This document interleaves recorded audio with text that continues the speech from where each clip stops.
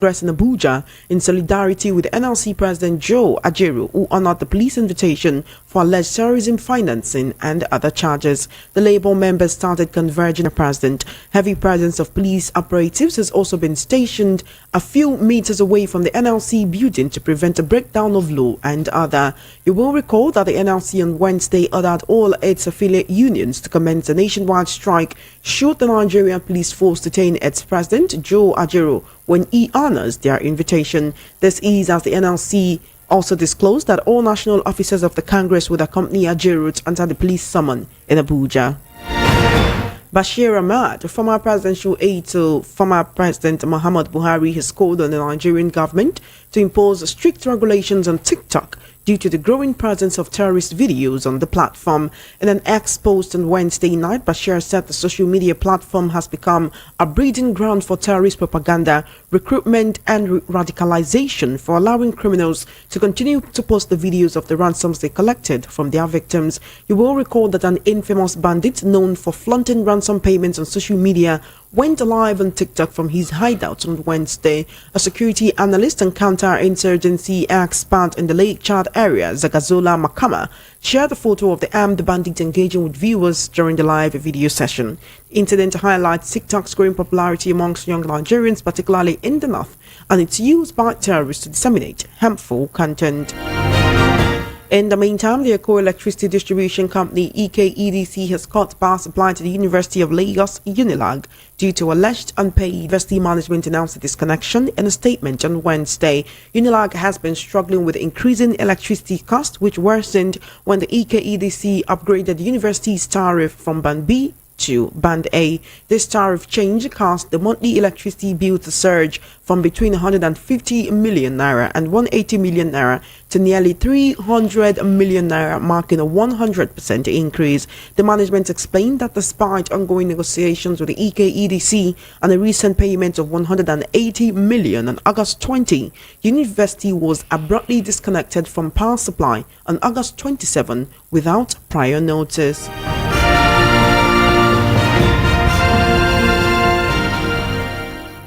And the former Deputy National Chairman of the People's Democratic Party (PDP), Chief Bode George, on Wednesday said ex-Vice President Atiku Abubakar must wait until 2031 if he is desperate to run for president again. Chief George, in a statement on Wednesday, said power would not return to the North until 2031. But in a swift reaction, Atiku's media advisor Paul Ibe has knocked Chief George, describing his comment as insensitive. And can you hear me? Is this better? Mr. Awa Omiko, are you there? Hello? Yes, I can hear you. Is this better? Okay. Thank you so much. So the NLC President Joe Ajaero has arrived at police headquarters. He's to be questioned, been investigated for terrorism financing. He's been probed, and he went there in company of his lawyer, the revered human rights lawyer and activist Femi Falana, and of course we have other lawyers with him as well. What should we expect from all of these interrogation? We know that the first time he was called, he said he had other things, only answer that call at his own free time. Finally, he's there. We have other NLC leaders and members trooping out in their large numbers to accompany him, and they've also said if the police detain him, they will declare a strike. You see, the issue is that they just don't know how to make the Nigerian people quiet. They don't know how to shock Nigerian people. The life of the NLC president should be praised. He was able to come out to say that yes, and not like some politicians that they will declare wanted and they will start running from one city to the other. The guy came out and said, yes, I am here and here I am. He should be praised. I don't know why the government just want to. In fact, the authorities concerned the authorities concerned that are calling him just want to make themselves relevant. All those accusations against him are nothing but falsehood. They are all premeditated attempts to incarcerate him, which will never work. You feel they want to incarcerate him? Yes, it's a premeditated attempt. Why would that be, though? You said? Why would they want to incarcerate him? He's being interrogated on allegations of terrorism financing. Those are very serious allegations. Should he not be investigated? All the whole accusations are mere falsehood. I stand on the investigated authority to say that. I use the word falsehood in the sense that there are those that have been seen to be terrorists and leading terrorist groups. What has the Nigerian government done to those people? That they are walking the streets of Nigeria free. This is a man that is even trying to save the face of government. Do you know what the economy is talking about? And this man came out to say, government, make your governance, give it a human face. Increase salary. People are crying. And you're not accusing him of terrorist banditry and terrorist attempts, all in a way of shutting him up. No. You feel that is what this is? That the police and security agencies are trying to shut the NLC president up? Yes. And let me warn them in advance. Any attempt to hurt that man, they will see the second phase of protest. Any attempt to hurt that man, they will see the second phase of protest. But why the sudden interest in Ajaero, though, when it comes to this allegation of terrorism financing? Because you have alleged that these are all false allegations, and they just want to intimidate him and incarcerate him. So why the sudden interest? There are some schools of thought who believe that it is because Ajaero has become heavily politicized. Politicize the NLC as well by wading into the Labour Party issue. You see, when it comes about financing, how much money has Ajaero? Who is it to even talk of financing? What are these networks to even talk about financing terrorism and banditry and other crime levied against him? If you can trace back to the history of labor unionism in Nigeria, you will discover that government has always been masquerading under one thing or the other to either want to silence the labor leaders. Right from the time of Imodu up to the time of former Edo State governor Oshomole. Yes, up to that time of Oshomole, and up to now, you can see that government has always been raising one fictitious accusation against labor leaders, all in an attempt to make sure that they are demeaned and incarcerated.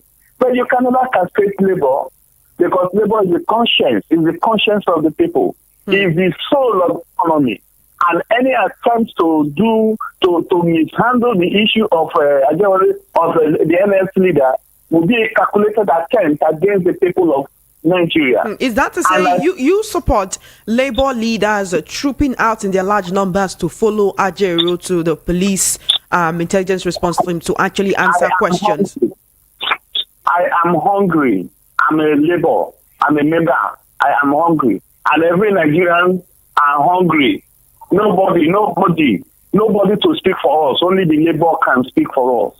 And look at what the politicians are doing in the name of who are the politicians when it comes to that? Is it not the same labor people that put them into power?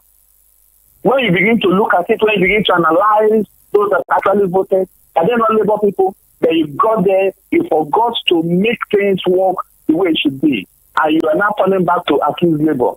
It's just like the authorities concerned as merely seeking for cheap relevance. I try to put him on the spotlight, and it's a cheap popularity indeed. And the NLC the labor leader has only honored himself, raised his integrity, honored himself by showing up. If not, and if anything is done on him, anything negative is done on him, you will see Nigerian people rising in their midst to attack the government. Although Ajaero is back to NLC headquarters right now, but if the police had insisted on detaining him, the NLC had said they would declare a strike. Is that to say that you would have supported them if they had gone with that decision? Any Nigerian would have supported them. Do you know what it means? What it means? Have you not checked your transportation?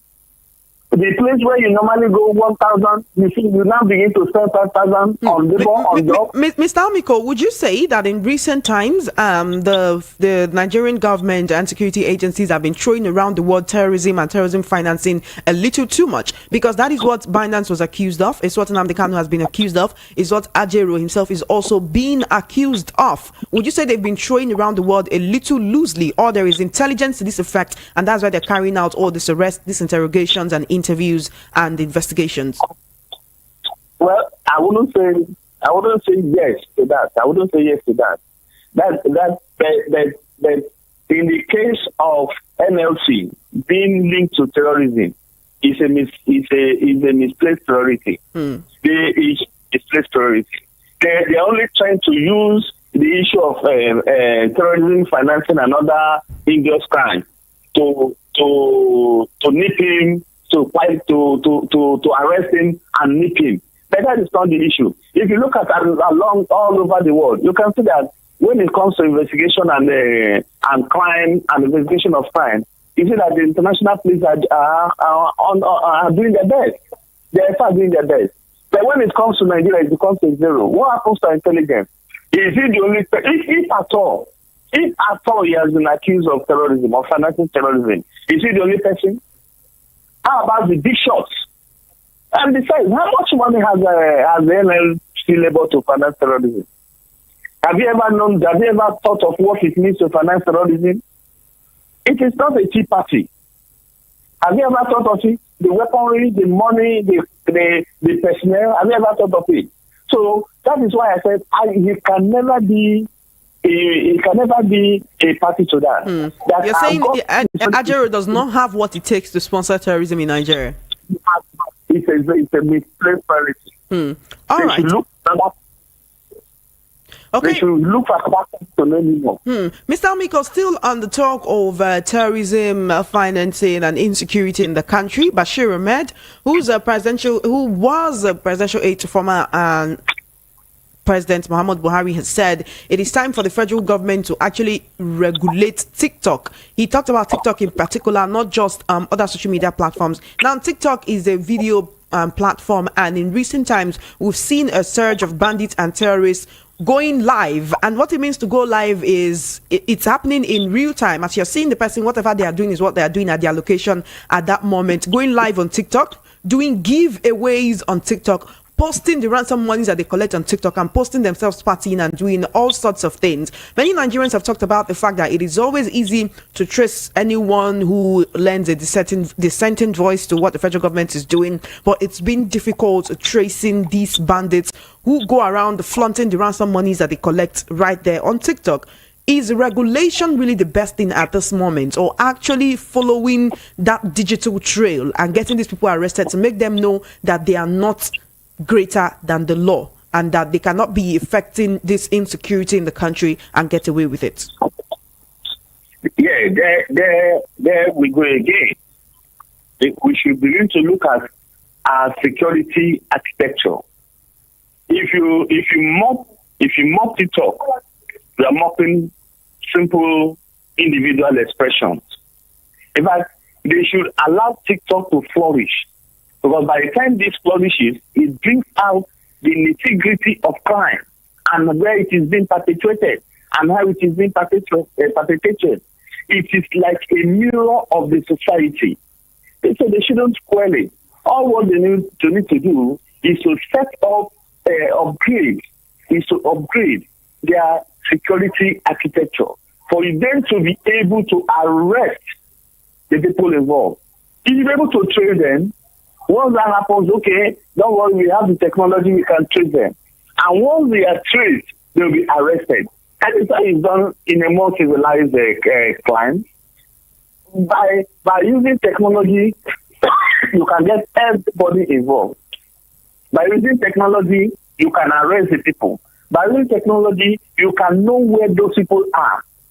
And this begins to say, okay, let's bounce it up. When those things will be happening, they will just not finish. So what seems to be the issue? Why can't we trace them? Instead, we're talking about regulating the social media apps. If these people are brazen enough to do this, why don't we also follow them and use this to track them down? Let them know that they are not above the law. Let them know they know that what they're doing is illegal, and let them, answer for their crimes, rather than saying, oh, let us regulate it. Will regulation lead to people posting less of themselves and less of their atrocities on social media? Regulation will not. Regulation will not and will never. Regulation will not and will never. What regulation? What are you going to regulate people speaking? Or are you going to regulate some of those ugly things they are showing? Those are the society we live in. Regulation can never. But how big?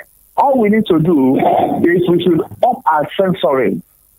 If we up the censorship will help us to know the type of content that comes to TikTok. Through censorship, we'll be able to know the type of content that should be presented on TikTok. Mr. Wamiko, as much as that might be a good idea, right? We talk about censorship so that people know what they post. But these people have taken this to start posting what they do in real time. There are some schools of thought who think this is a blessing in disguise. If they are so brazen enough to do that, then it makes the work of security agencies easier in tracking them down. And when they can track them down and neutralize them, then we can start talk about censorship or regulation or any other issues like that. That's exactly. You cannot also the society to say, let us keep the society in the dark. No, society cannot be kept in the dark. Before you begin to talk of regulation, before you begin to talk of censorship, before you begin to talk of arrest, you must first up your technology. Now, all they'll come to tell us that banditry, they have got all their names, their bank accounts. How many of them have been arrested? How many of them have been prosecuted? And those names they keep on claiming. When you look at those names, they always those that are vocal against government. Like that shouldn't be the case. Government shouldn't use such means to clamp people down. If you want to say TikTok should not operate, you are trying to say you must up your security, because TikTok is a way of revealing unto us some of those hidden things and hidden places that our security men are not going to. They will tell that these are the things happening there. And it should be a leverage for them to continue the work going on there. For instance, if there's an armed robbery case, or like a case of kidnapping, or a case of one abuse or the other, it's the only way you can communicate to the society we are today is through TikTok. It is when those things are seen and thrown into the social media that we need to see the agencies concerned running head to make sure that they do the needful. Whereas if you call them separately, they will not come.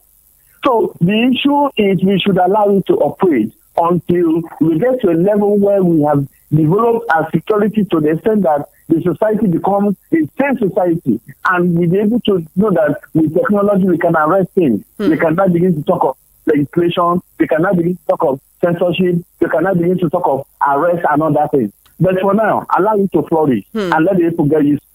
Thank you. Mr. Amiko, security agencies have boasted that there is no one anywhere in Nigeria where they cannot get through to if they want to. And we've seen that in the recent, what people have called clampdown on investigative journalists in Nigeria, how they've been arrested. Many of them have been accused of cyber stalking and cyber-related offenses and undermining the government.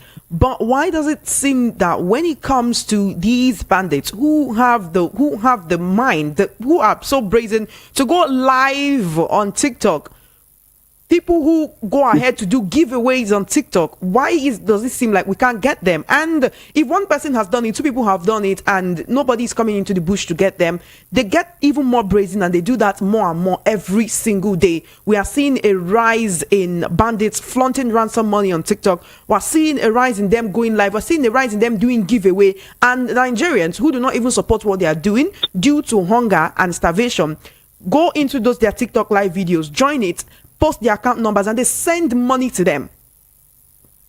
You see, that is exactly what I've just said. The law permits the military agency to get to air in the nooks and crannies of this country, and they know all those places, and they know all that. But how about is human resources? How about the human application, the knowledge, the human application, in fact, allowing people to go there?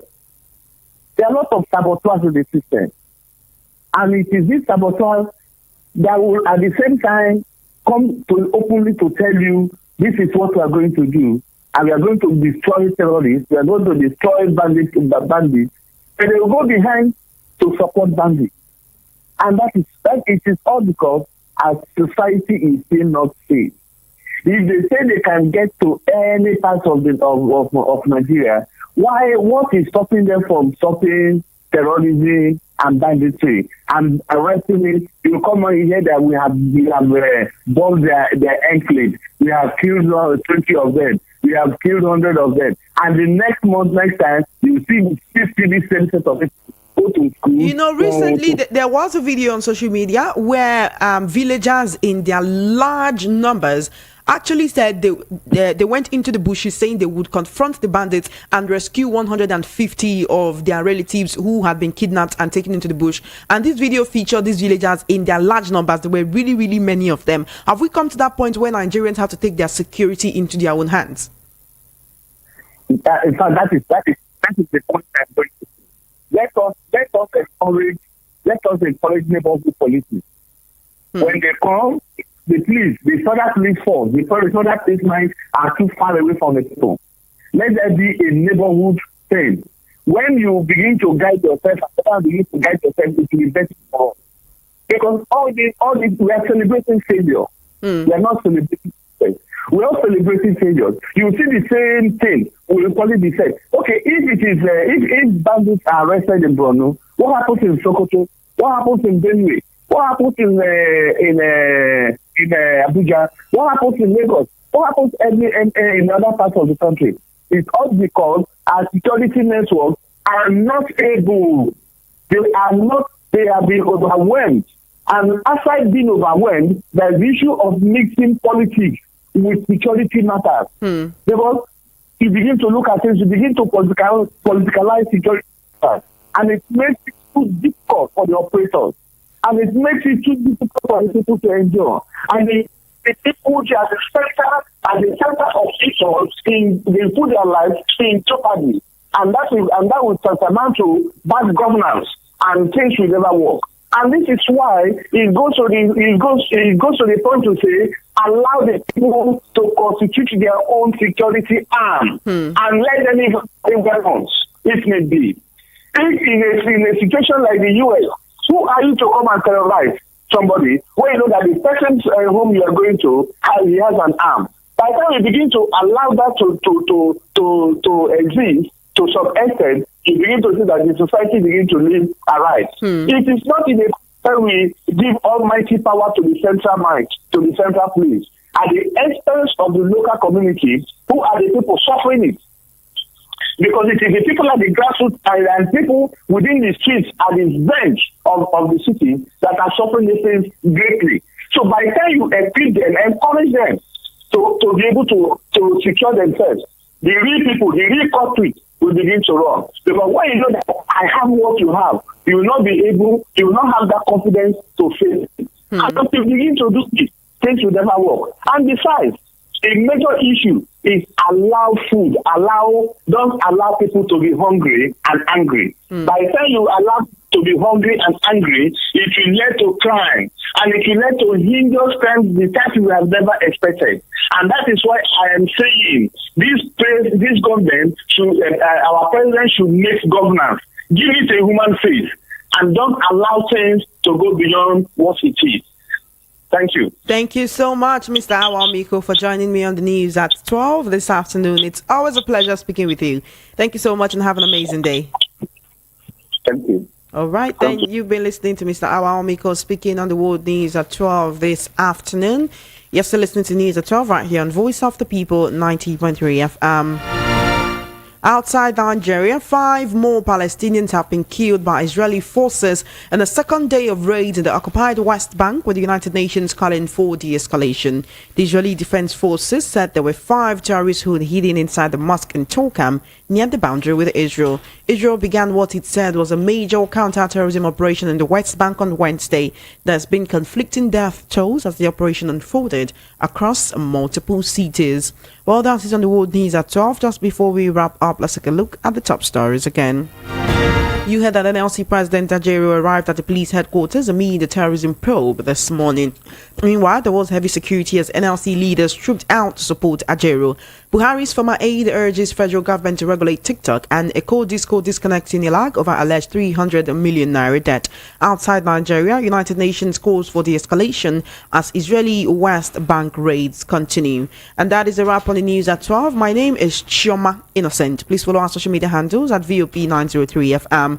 Good afternoon and thank you for listening. Do stay tuned. Up next is with Alaji Action is coming up with Area Matter.